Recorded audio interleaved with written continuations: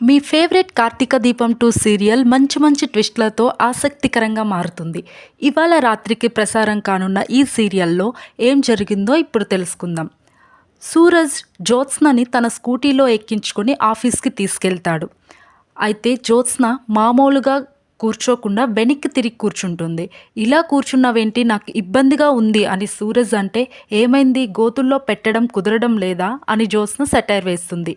ఇద్దరిని అలా చూసిన ఓ వ్యక్తి, ఏంటి మొగుడు పెళ్ళాల గొడవ, మిమ్మల్ని చూస్తే పెళ్ళై కొన్ని రోజులే అయినట్టు ఉంది అని అంటాడు. నీకెందుకురా, నీ పని నువ్వు చూసుకో అని జ్యోత్స్న అంటే, ఈ అమ్మోరుతో ఎలా వేగుతున్నావు బాబు అని సూరజ్ని అడుగుతాడు అతను. జ్యోత్స్న అతన్ని తిట్టి పంపేస్తుంది. ఇక దారిలో జ్యోత్స్న స్కూటీ ఆపించి వాటర్ కావాలని సూరజ్ని అడుగుతుంది. డబ్బులు ఇవ్వు అని సూరజ్ చెప్తే, నా దగ్గర ఇప్పుడు డబ్బులు లేవని జ్యోత్స్న అంటుంది. దాంతో నీ కింద పెట్టే ప్రతి ఖర్చు నీ ఖాతాలో రాసుకుంటా, నీకు జీతం వస్తే నాకు తిరిగి ఇచ్చేయని సూరజ్ అంటాడు. జ్యోత్స్న సరే అంటుంది. దాంతో సూరజ్ వాటర్ బాటిల్ కోసం వెళ్తాడు. ఈలోపు జ్యోత్స్న స్కూటీ టైర్ గాలి తీసేస్తుంది. సూరజ్ వచ్చి టైర్ పంక్చర్ అయిందని చెప్పడంతో, అవన్నీ నాకు తెలీదు, నేను స్కూటీ దిగను, నువ్వే నన్ను తీసుకెళ్ళు అని గీతా గోవిందం సినిమాలో రష్మికల వెనక్కి కూర్చుంటుంది జ్యోత్స్న. పాపం సూరజ్ జ్యోత్స్నను ఆఫీస్ వరకు వెనక్కి ఎక్కించుకొని తోసుకుంటూ తీసుకెళ్తాడు. ఆఫీస్ దగ్గరికి వెళ్ళేసరికి జ్యోత్స్న సూరజ్కి 500 రూపాయలు ఇచ్చి అవమానిస్తుంది. దాంతో సూరజ్ జ్యోత్స్న పని చెప్పాలి అని జ్యోత్స్న బ్యాగ్ నుంచి కింద పడిన లిప్స్టిక్ని తీసుకొని తన షర్టు వెనక్కి లిప్ మార్క్ పెట్టుకుంటాడు. సూరజ్ షర్ట్ వెనుక లిప్ మార్క్ చూసిన కార్తీక్ అది జ్యోత్స్న పనే అని దీపతో చెప్పి తెగ హడావుడి చేసేస్తాడు.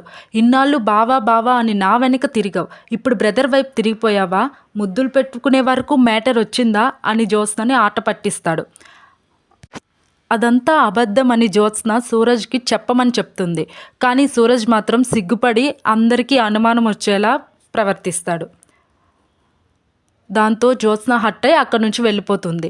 దీప కార్తీక్తో, ఇదంతా నిజమేనా బావా అని అడిగితే, అలా ఏం లేదు బ్రదర్, చిన్న కౌంటర్ ఇచ్చినట్టున్నాడు అని కార్తీక్ చెప్తాడు. మరోవైపు సుమిత్ర తండ్రి దక్షిణామూర్తి ఆఫీస్కి వస్తాడు. జ్యోత్స్నని మనవరాలా అని పిలిస్తే జ్యోత్ సరిగ్గా మాట్లాడదు. జ్యోత్స్న క్యాబిన్ బయట ఉండడం చూసిన దక్షిణామూర్తి, నువ్వు ఇక్కడున్నావేంటమ్మా, క్యాబిన్లో ఉండాలి కదా అని జ్యోత్స్నని అడిగితే, జ్యోత్స్న దీప దగ్గర పిఏగా చేస్తుందని ప్యూన్ ద్వారా దక్షిణామూర్తి తెలుసుకుంటాడు. దాంతో కోపంగా, ఇదంతా ఆ శివనారాయణ పనే కదా అని శివనారాయణ నిలదీస్తాడు. నా మనవరాల్ని ఎందుకు నీ కూతురు కోడలి కింద పిఏగా చేశావు అని ప్రశ్నిస్తాడు. దాంతో శివనారాయణ, అది నీ మనవరాలు కాదు, నా మనవరాలు అని అంటాడు. అయినా నువ్విక్కడికి ఎందుకు వచ్చావని శివనారాయణ ప్రశ్నిస్తాడు. దానికి దక్షిణామూర్తి, మాదాపూర్లో మీ రెస్టారెంట్ ముందు ఓ రెస్టారెంట్ ఉండేది కదా, దాన్ని మూసేశారు కదా, ప్రస్తుతం ఆ రెస్టారెంట్ని నేను తీసుకున్నా, నీ బ్రాంచులు ఉన్న ప్రతి చోట నేను నా రెస్టారెంట్లని తెరిచా, అవన్నీ రేపే ఓపెనింగ్ అని చెప్తాడు. దాంతో శివనారాయణ షాక్ అయిపోతాడు.